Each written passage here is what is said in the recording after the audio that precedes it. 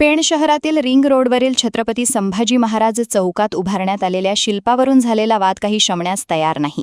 या प्रकारामुळे शिवप्रेमी आणि पेणकरांच्या भावना दुखावल्याचा आरोप सामाजिक कार्यकर्ते हरीश बेकावडे यांनी केला आहे.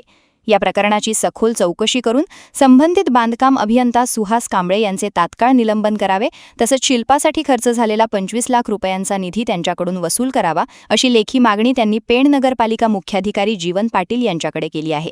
बेकावडे यांनी दिलेल्या निवेदनानुसार पेण शहरात अनेक वर्षांपासून छत्रपती संभाजी महाराजांचा शौर्य, त्याग आणि बलिदानाची साक्ष देणारा भव्य व वास्तववादी पुतळा उभारण्याची शिवप्रेमींची मागणी होती.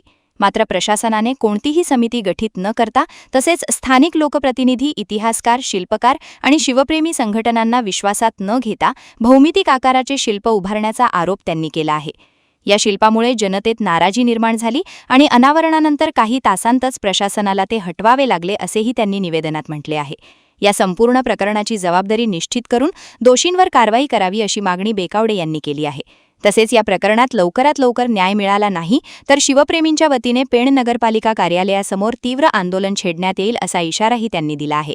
15 ऑगस्ट रोजी छत्रपती संभाजी महाराजांचं जे विनापरवाना आक्षेपार्ह शिल्प पेण शहरामध्ये बसवण्यात आलं होतं, ते शिल्प असे विचित्र प्रकारचं होतं की ज्याच्यातून लोकांमध्ये असंतोष निर्माण झाला होता.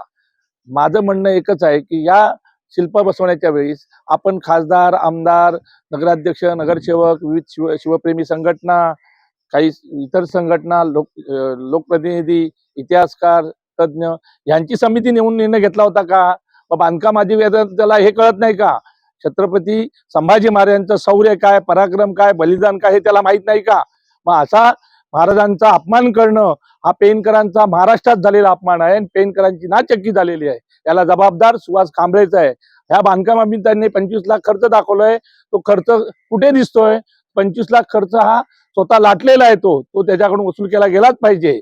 आणि त्यांनी जे काही केलंय प्रकार, याची दखल शासनाने घेत असताना त्याच्यावर कडक कारवाई, त्याच्यावर गुन्हे दाखल झाले पाहिजे, त्याला निलंबन केलं पाहिजे. एवढेच नव्हे तर अँटी करप्शनद्वारे त्याची सखोल चौकशी करावी, कारण अनेक बांधकाम क्षेत्रातून त्यांनी कोट्यावधीची माया गोळा केलेली आहे.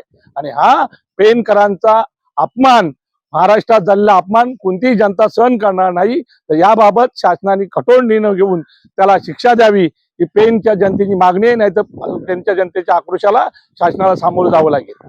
लोकशक्ती लाईव्हसाठी किरण बांधणकर, पेण. अशाच सच्चाई दर्शवणाऱ्या बातम्या पाहण्यासाठी लोकशक्ती लाईव्ह न्यूज चॅनलला लाईक करा, शेअर करा आणि सबस्क्राईब करा.